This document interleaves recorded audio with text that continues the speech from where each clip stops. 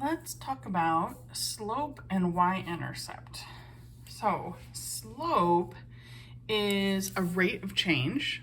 That's going to be important for us to know. So rate of change. And a y-intercept, one way to think about it is a starting value. But really it's the y value when x equals 0. So let's see this in context in this problem and then discuss sort of the format. So it says, at the Mad Genius escape room on Hawthorne, the cost is $30 per person. If you want a room to be private for your party, the cost is $27 plus $24 per person.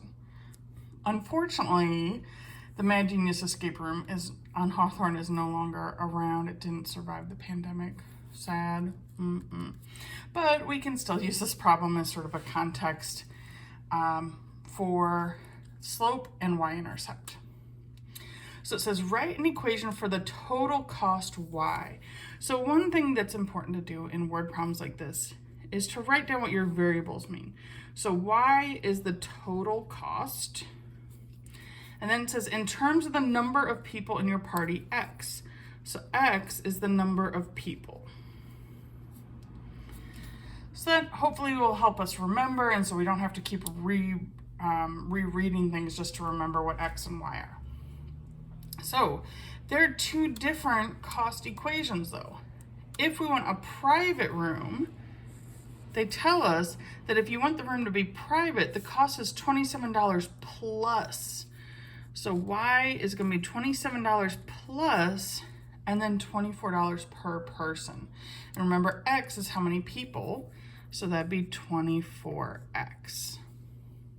Hopefully that makes sense.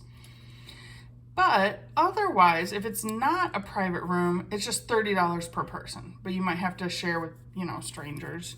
But that would just be y equals 30x, because that per person means we're multiplying by x, the number of people. All right, so hopefully that makes sense, that idea. Sometimes we might see this $27, this initial price, before we add the per person, is called the fixed cost. I just want to put that out there because sometimes we might see that terminology, but for us, it's also the starting cost. So that's the y-intercept. The starting value is $27. In terms of a y-intercept, though, we'd write it as the point 0, 27. Rate of change is this 24, and a slope is always, remember, slope is that change in y over change in x. I think that was introduced in the last section. So slope always has two different units, the units on y and the units on x. And remember, y is cost and x is people. So this 24 is in dollars per person. So the slope is $24 per person. And that's actually right up here, right? Dollars per person. But that's, just putting it in context, a slope is always going to have two units because it's always y over x. Okay, let's do the same thing for the non-private room. In this one, there is no fixed cost, right? It's only the per person cost. So the slope is $30 per person. And the starting value is just $0. Meaning, like, if I don't have any people, I don't have to pay anything. Whereas if I reserved a room, I'm having to pay something over here if I'm reserving a private room. For the y-intercept, then that's the point 0, 0. So an intercept we think of in terms of a point. The starting value in this case is that dollar amount. Now, graphing these equations in word problem kind of situations, one of the things that's sometimes tough is that we have to determine what goes on x-axis and y-axis. And that again is where it helps to write down what X is and what Y is. X is how many people. So my X-axis over here is how many people I have. And so I'm just gonna label this as 1, 2, 3, 4. I mean, certainly the number of people might go above 6. I don't know how big these escape rooms are, but we'll just label them 1 through 6. And same with this graph. When I should have used a straight edge, that doesn't look pretty. I guess the line's already here on this one, but yes, I have my ruler ready for connecting the points. So we have 1, 2, 3, 4, 5, 6 people for this X-axis as well. Okay, the Y-axis is the cost. And I know for this one, the starting cost is $27. Now, personally, I do not want to count by 27s.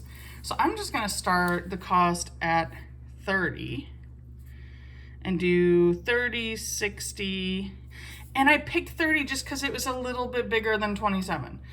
If you didn't like that, you could have counted by 20s.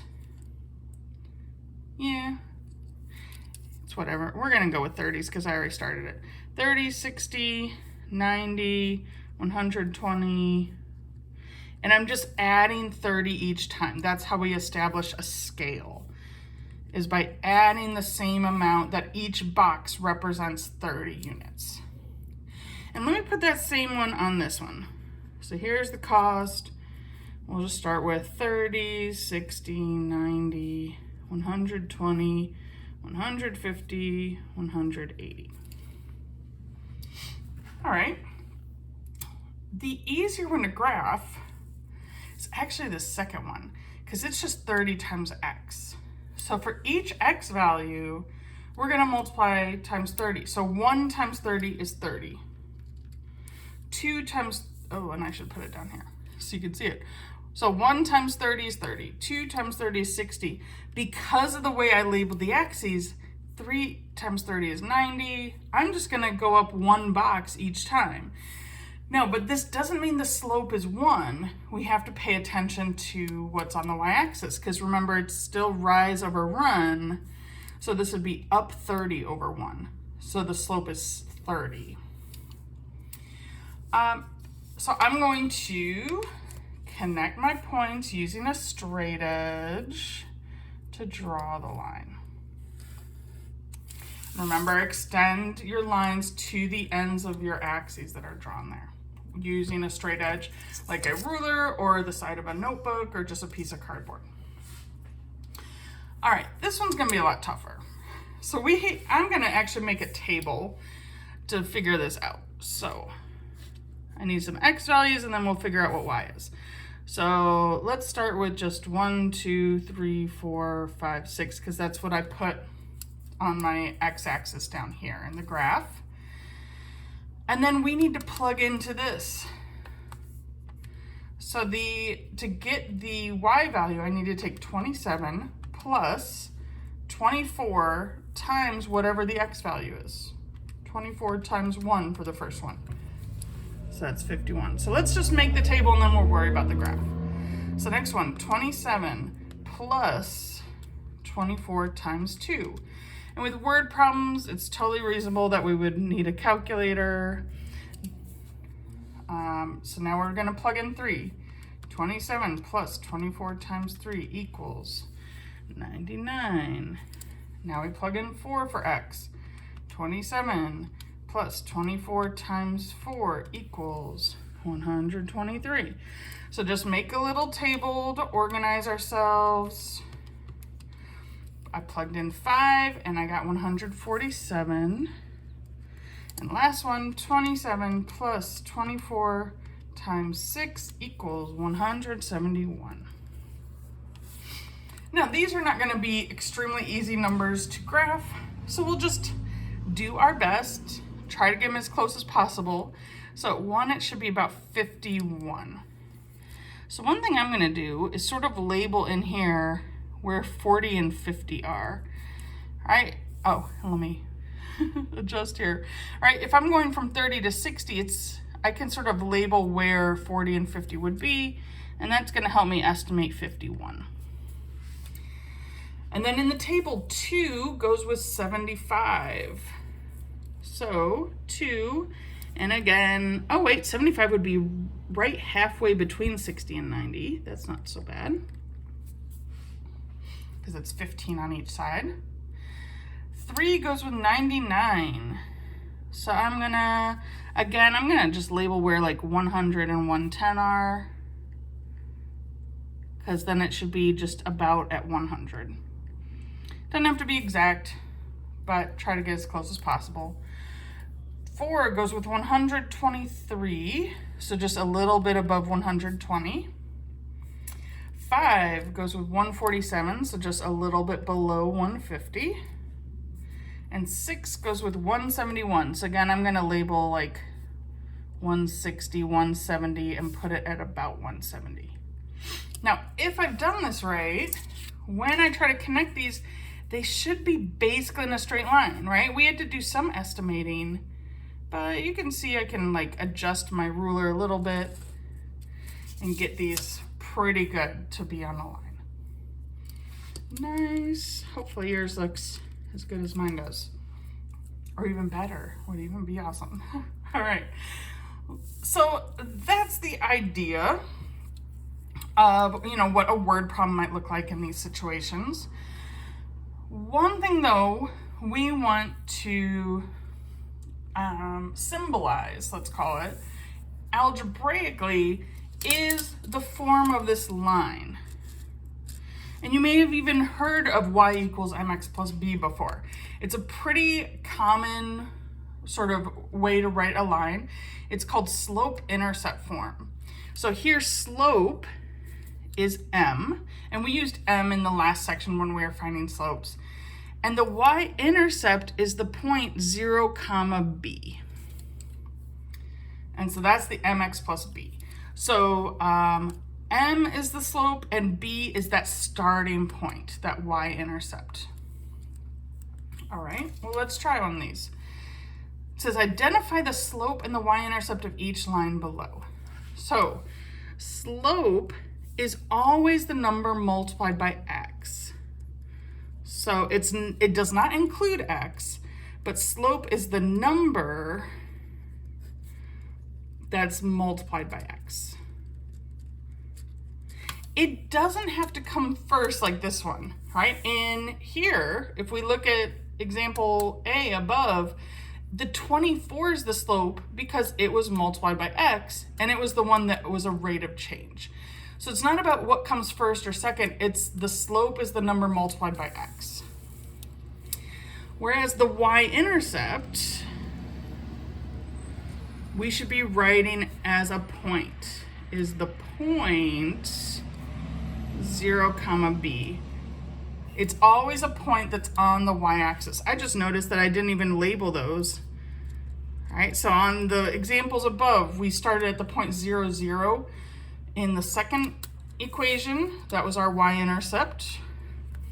And here, you know, our graph wasn't exact because this was the one that was a little messier, but it looks like it goes through 0, 27.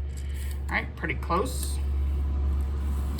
So we should always write the y-intercept as a point and the slope's just a number, not including the x. So here the slope is just gonna be the number -9, because that's the number multiplied by x. And the y-intercept is the point 0, 4. All right, that's the b. So if b equals 4, that plus b, well then that's our y-intercept. Let's try it for example B. Well, the slope is a number, and it's the number that's multiplied by x. It's fine if it's a fraction, no big deal. It's just that's still a number, 2/3. Here, the y-intercept, since there's a minus, the y-intercept is -6. 0, -6 is the y-intercept, that point. All right, here's one. If let's actually, I'm going to do a quick example D, like y equals x. If there's no number in front of the x, then the slope would just be 1. If there's no plus anything, well then that means that the y-intercept is the point 0, 0. That's sort of like example B up here. We didn't have a plus anything, so the y-intercept was 0, 0. So that's a good thing to know. If there's no number in front of x, but there's still a negative, that means the slope is -1. It's like there's an invisible 1 in front of both of these x's if we don't see a number in front of x. And then the y-intercept is going to be the point 0, 3 in example C.